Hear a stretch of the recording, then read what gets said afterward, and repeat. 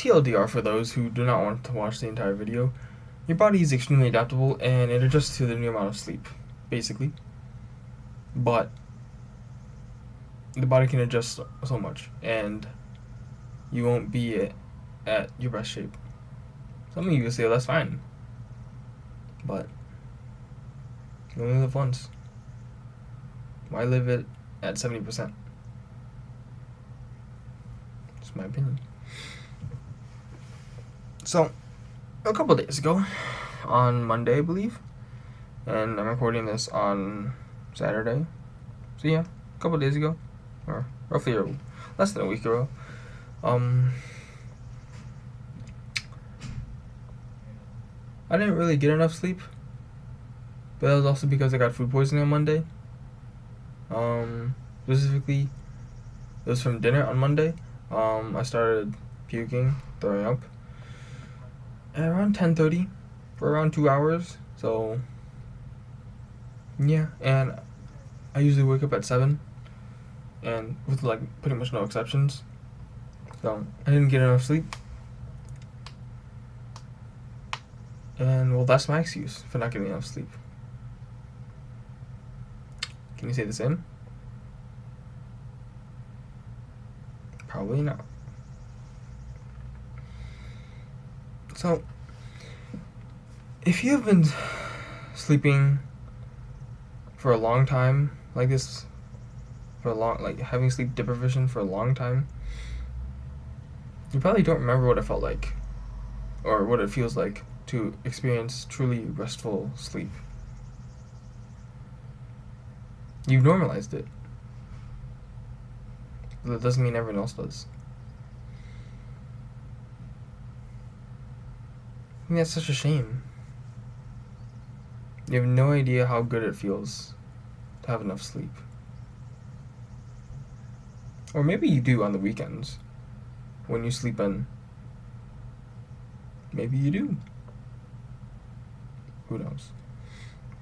But most likely on the weekdays you don't.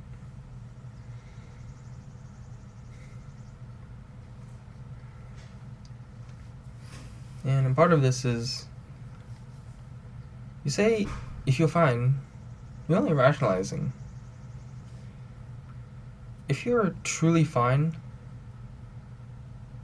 okay, then be honest. Could you start sleeping for 8 hours or more every day for a month?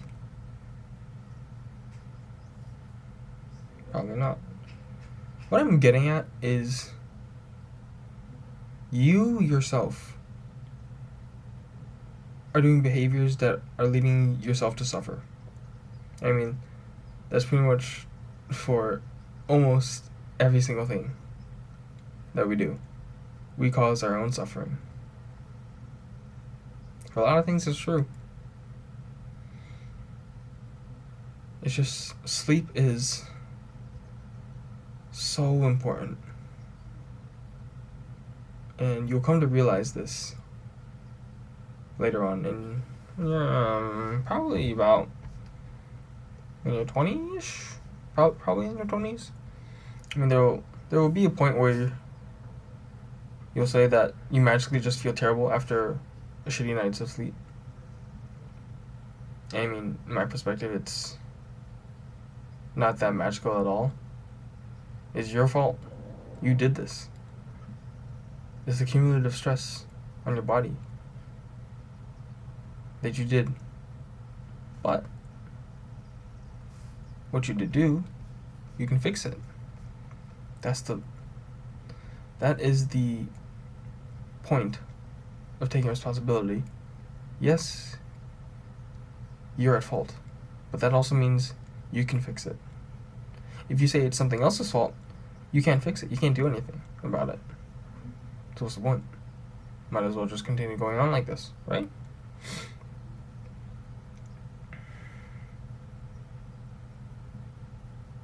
You've only yourself to blame. Don't blame others. Don't blame other things. You're the only thing that you should blame. It's your fault. No one else's fault. It's yours. And take it. Take it. Really take it in.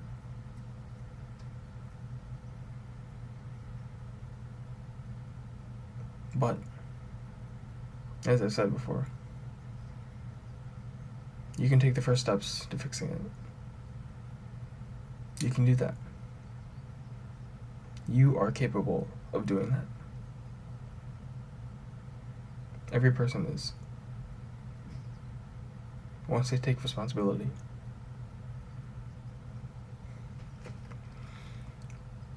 Well, here's some questions that perhaps will motivate you to sleep more. You want to get better at video games? Better at school? Feel and be better? Better socially? Better at talking to girls, possibly? Not having a guilty conscience? Sleep more. That's all it is. Sleep will elevate all of these things and much more.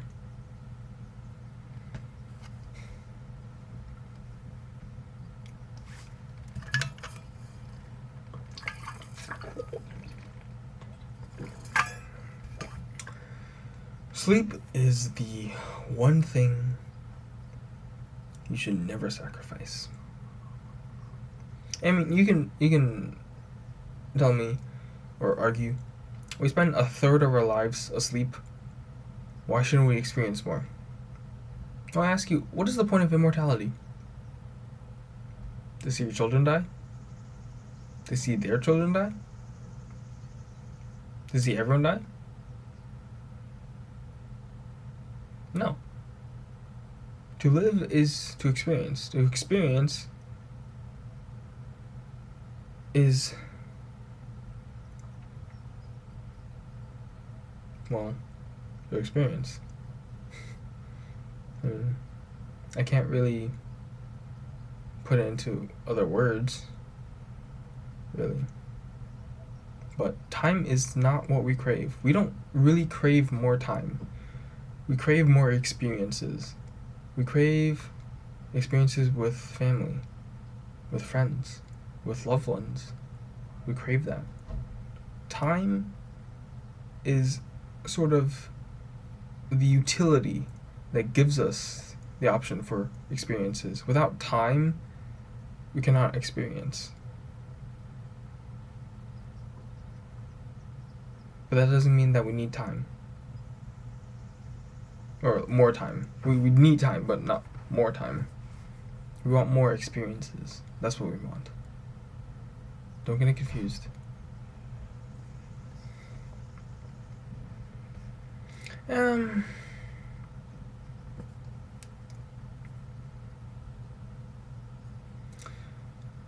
mean, in the beginning, I just said that your body adapts.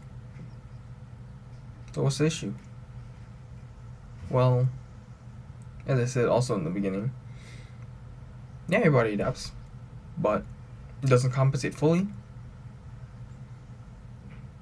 I mean, for example, your body can adapt to increase blood pressure, heart rate, and blood flow when you get shot. Do you want to treat the wound or leave the bullet in?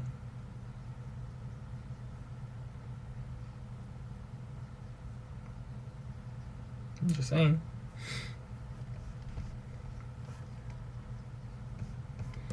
And all in all, this video will probably not convince you.